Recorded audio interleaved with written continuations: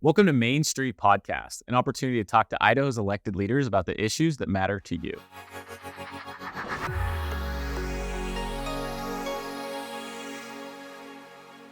Welcome back. It is Idaho's Main Street Podcast, and it may feel like Groundhog's Day because we've got the State Superintendent of Public Instruction's back. With us on the podcast today, Superintendent Debbie Critchfield. Thanks so much for coming back. Thanks for the follow-up visit. We appreciate it. Did you really have that much fun last time that you're thinking we got to do this again? 100%. I've thought of nothing else. Well, I saved all my hard questions for this time, so that's what we're going to do. Now, every time a guest comes on the podcast, I always ask them what I think are the most important questions. And we had so much to cover last time, we didn't get to them. And the listener feedback has not been positive in the fact that we didn't ask those questions. So mostly it was my dad who called me up to say, you have to ask the superintendent these questions. So we're going to start with these just so they don't get cut, and then we'll get to the good stuff. All right. So Debbie, the first and most important question, you have a constituency of the whole state of Idaho. You're from Oakley, but you in your campaign traveled around the whole state. If there was one place in the state of Idaho that you would say, this is a place that everybody, when they're in town, they need to stop and eat at, what would it be? In my neck of the woods. Let's go there. Yeah. Okay. Steve-O's. It's a hamburger place. They do something magical with the hamburgers, steak, the way their fries, the fry sauce. It's just off the 208 exit and head north about a half a mile. So you can't miss it. Steve-O's. Steve-O's. Yeah. Okay. All right. We'll write that one down. Now, you're responsible for education in Idaho. Literacy rates are important, so we'd be remiss if we didn't ask for a book recommendation. The Big Burn. That's a story. It is historical, written like a story, but it is about the fire that burned up most of North Idaho in the early 1900s. It's an incredible read. Timothy Egan, one of Congressman Simpson's favorite books. So good. That's a fantastic recommendation. Anyone that needs a good read. Oh, and you can smell the fire when you're reading it, and you can hear the crackling. And then when you go there, like if you do the Trail of the Hiawatha, when you're up near Wallace and you think about that book and you think of, what burned and how people walked out and who survived and who didn't, it just puts it all. That's like the finishing touch. Yeah, fantastic.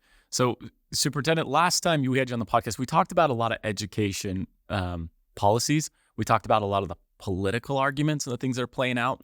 And we kind of separated off probably what is the most important part at times of education, and that's funding.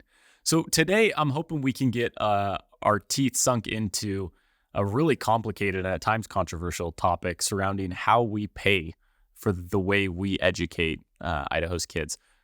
Let's kind of take it back to the beginning, if that's okay. I think most understand that when it comes to paying for schools and teachers and books and everything that goes into it, it comes from taxes. But why don't you walk us through from there of what it actually looks like for Idaho to pay for education and talk us through some of those mechanisms. It's complicated, even for people that understand it. And so to try to keep it as simple as possible. And I mean, we can get into more complexities and go down all kinds of rabbit holes. But essentially, the state legislature appropriates money. That money goes to school districts through a formula. And the formula is based on what is called a unit. And the unit represents what it takes to run a classroom. A unit would be a teacher, the cost of maintaining the building, but it's all these little pieces that roll up into, what is called a unit. And then units are calculated also or the number of units that your district has is based on your student attendance. And so you could have 1,000 students in your district, and according to the formula, I'm making this part up, you have 200 units. And then that 200 units, there's a dollar amount that's assigned to that. And in our state, it's around $8,000. Then they're going to send you $8,000 per student. That's very simplified, but really captures, how we do it. Yeah, a couple points to pull from that. Number one, is $8,000 enough for a kid? That's a great question, an interesting question, and one that we discuss perennially. What is the cost of educating a student in Idaho? I can tell you that in different places around the state, it costs more to educate, and there's a variety of factors that go into that. There may be a smaller contribution from local taxes. There may be less coming in from property taxes because more federal lands are present in the district. There can be less student enrollment and therefore less students attending. And so when the state determines that basic number of $8,000, and if you're in Orofino, as an example, that district, they believe that it costs about $17,000 a student to put them through their program because of their geographic location, just other abilities. And so this gets us into this conversation of why many school districts then go to their local taxpayer and say, hey, what the state sent me isn't quite enough to do the things we'd like to do. We need you to supplement that. Idaho consistently kind of gets beat over the head of the idea of that we're, ranked near the bottom in how much we pay per student. For you, you've said the focus needs to be on outcomes. Maybe talk a little bit about why that dollar amount isn't everything, but it is something. So first of all, I want to say I can't think of a state that gets a better value for the dollar that we put in to our education dollars. And the other thing I would comment, depending on how the data is presented, it is factual to say that the dollar amount that we put towards individual students is on the lower end. But when you look at where Idaho puts education dollars as an overall percentage of the state budget, we start climbing right up that ladder, because it is more than half of our state budget goes towards education. And we pride ourselves in the state of having low regulation, of having lower tax rates. And so we look at other states like a California or Texas or New York, and we say, gee, how come they're able to do all of these extra things? Well, they tax their citizens at a higher rate than we do. And so I think that's why we try to find that balance of what does it take to educate without overburdening our own citizens. You mentioned before that the state legislature is responsible for allocating the funds that will then go to these schools. We interview and talk with a lot of different state senators and state representatives, and they talk about how education funding is such a priority for them. They also ensure that they point out that keeping Idaho's fiscal conservatism and low taxes is also a priority for them. Talk to us about what it's like, because you don't have the checkbook. They don't say, okay, Debbie, you get to decide all the money. What's the process like collaborating with your friends in the State House to be able to accomplish what you think is the right amount for these kids? Well, I recommend and propose a budget like I have for the upcoming legislative session in January. And I go through with what I know and the collaborative process I have, with stakeholders and working with the governor's office. And then we put that in front of the legislature and say, with the information, knowledge, and goals and priorities that we have for student outcomes, we believe money in these ways will be the best investments. And then we work really hard during the session to help people understand why we assign certain dollar amounts. And to emphasize your point, I work with legislators all year long, and people are supportive of education. But it goes back to what I was saying. Where's that line of how much we want to tax our individual citizens while also fulfilling the constitutional role and duty that we have to provide public schools? Yeah, it's a balancing act that I don't know if everyone fully appreciates. Keeping taxes low, but keeping schools performing well. Is there a silver bullet to that balancing act? I don't know that it's a silver bullet, but I think what local taxpayers are able to decide is whether or not they think the state has sent a sufficient amount of money. And we see that play out in different ways, a yes or a no vote on a supplemental levy or on a bond. or on a plant facilities levy. And so for school boards that say, hey, look, we've heard that you want to have a more flourishing, gifted and talented program. The state's not sending us enough money to do all of these things. Community X, are you willing to tax yourselves locally in addition to what your state taxes are sending us to support that? And citizens will decide yes or no at the ballot box. Yeah, that is a good way to do it. Now, this balancing act we talk about, sometimes it's tipped one way, sometimes it's tipped the other. Maybe a brief history lesson. Where are we at now compared to where we've been in the past when it comes to funding our schools? So we're still a little bit in the past. The last update to the funding formula that we have now was done in the early 90s. And before that, I don't know, 20-ish years. And so I think that we're at this turning point where we want to modernize the funding mechanism for our school districts. We're trying to modernize everything. We want to look at graduation requirements in a different way so that students are prepared. We want to have alignment with the state priorities and goals that we have for achievement for our students. The one piece that's kind of been this outlier out to the side has been how we get that money to school districts. And so one of the things that I'm proposing in the budget that I've submitted and that the legislature will consider is a couple different approaches that we haven't done in the past. And one of them starts with freeing up monies that are dedicated in particular line items so that districts have more say over that. So without even adding more money into the public schools budget, you can feel like you have more money. You feel a little bit richer when you can control the money that you're already getting. Oh, I love that. So I think many of us have been in situations where we've had working for an organization dollars that we think, well, let's use that. And they say, well, no, that money can't go towards that. It has to go to this. So what does that look like? Is it, I mean, how do you go about freeing up It's those millions. Well, it's millions of dollars represented in the public schools budget, and so we look at we took a look at all the line items that have been put into place over time, and some of those are fantastic ideas still, but maybe not the priorities that we want, or they don't align with what districts we're asking districts to do or with what districts want to do. And so we identified about $46 million in current line items that we said, you know what, let's drop those or collapse those into operational funds. Let's give districts more say over that money. That we didn't have to add any new money to be able to have districts feel as though they have more control over their own funds.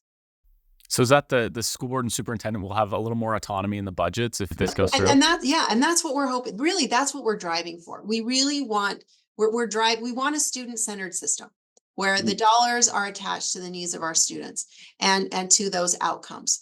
And we've heard, and I've heard for a very long time, and I used to be a school board member myself, so I remember this very clearly, that the state would say, here's your pot of money that you got. And here are the 10 ways you must first spend it. And then anything that's left, hey, you're welcome to pursue your own initiatives. Well, by the time everything was all said and done, you've got 85% of your funds are going towards salaries and benefits. You have another 10% that's going towards utilities, transportation, fuel costs, internet, those types of things. Districts really have historically only had anywhere from 5 to 7% of actual control of their own spending. And I want to take a very large leap in the direction of allowing districts to have local budgeting processes that reflect what their communities are asking them to do. Is there any pushback on that? Oh yeah, always. Okay. Are you kidding? There's no land where there's not pushback on something. The pushback, it's interesting when it comes to how districts feel. They have an interesting relationship with line items and with the state forcing. So the upside of the state forcing you to do something is if you don't get it done or you didn't do it well, you can say, state didn't send me enough money. That's not where I want to spend the money. It provides some built-in excuses for our districts. And so districts get a little uncomfortable at times where they're like, well, we want some of the line items gone, but don't take all of them. And the other downside is many of our districts feel that when you open up more dollars to that type of budgeting process, you put them on the table and they become available in the bargaining process when you negotiate with your teachers. And for some boards, that's hard. They have a hard time doing that. Yeah, I guess I can see where they're coming from there, but it just seems like such a great step forward to empower more of the local leaders. I think it is, absolutely. And I know not to disagree with you, so I'm glad we're on the same page there. I'm going to take everywhere I go. Yeah. Debbie, you've submitted a proposal, right? You've talked about what you want to see change, and you've done it kind of working with the end in mind, if you will, like looking at what are the needs of the students, what are the outcomes, and how do we work back? Talk us through some of the things that you would like to see get funded and how that's going. Some of the things that we want to maintain in that line item category, we don't want districts to get creative with with the salaries that have been appropriated through the career ladder. Pay your teachers. We don't want you to get fancy with those millions of dollars. We also want to maintain all of the funds that are going into literacy supports and health insurance. And fuel for transportation and buses. Those are some of those basic operational pieces that we're going to give you money for, and we expect you at the state level to pay for that. I'll pause you there for a second, Debbie, and forgive me for interrupting, but some of the reasons I assume why that is so important not to get creative and keep it is because those were big legislative lifts to ensure that it got there. So now that it's there, it's saying, we put in a lot. Let's make sure we keep it there. And did you say it was 85% of what these districts get need to go salary and benefits? And that's okay because we're in the teacher business. We're in the people business. We're bringing teachers in that's how the learning is delivered. It is through a teacher. But that also ties up almost all of your monies. And so we look at, okay, here's where we want you to keep those line items. We believe that is a consistent, uniform piece around the state. We want everyone to pay their teachers. We want everyone to invest money in literacy. And then where we can add those changes is or add that local control flavor is with, a number of line items. Something that's new that goes towards outcomes that we're requesting, and I've heard this for several years, outcomes-based funding was first presented to me when I was on the State Board of Education as a way to fund our institutions. So you start with a base amount, and then you, as institutions, drive towards enrollment benchmarks or graduation benchmarks and, getting kids with less debt out quicker, the district the institution would get more money.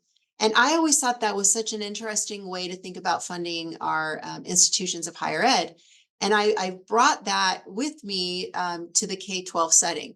And so we're proposing that $40 million be incorporated in the public schools budget that will drive and incentivize our districts towards achievement, particularly in math. We've got incentives in literacy with the monies we've got there. Math is that other area. We want to get those basics covered. So I'm excited to talk and just explain how that could be a benefit. So if a school is able to perform and meet those benchmarks, where can they use that incentive money towards? Wherever they want. Really?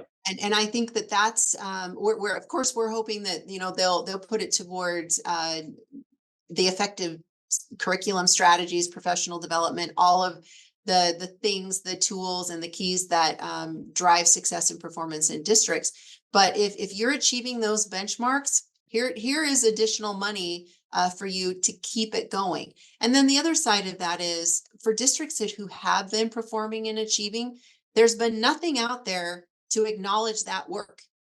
You got the same as somebody that wasn't doing a great job.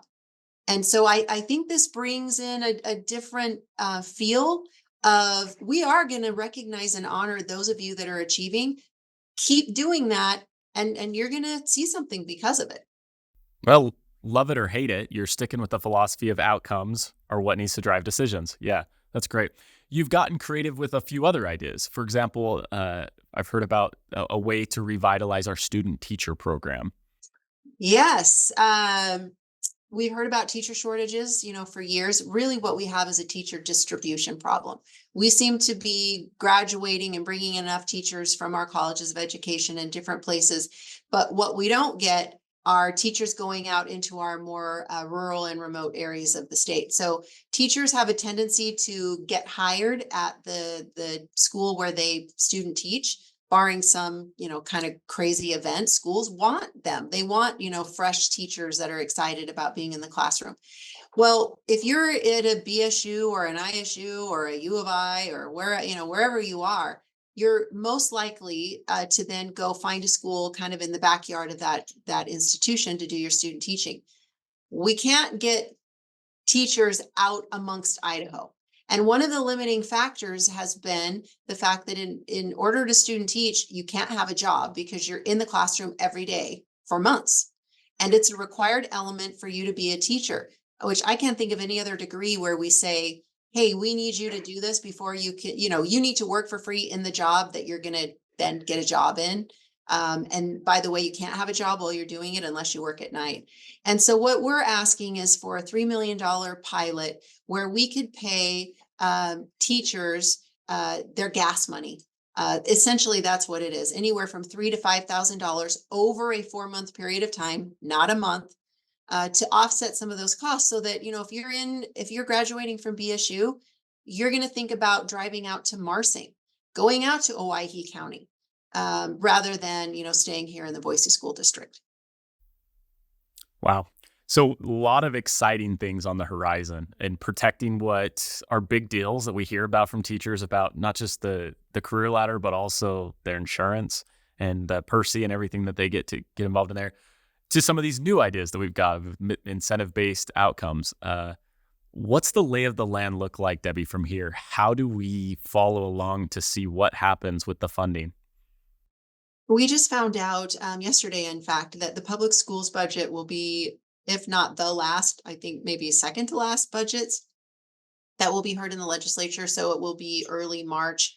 I think March 4th, but I'll verify that. For some reason, that's the date that's in my mind.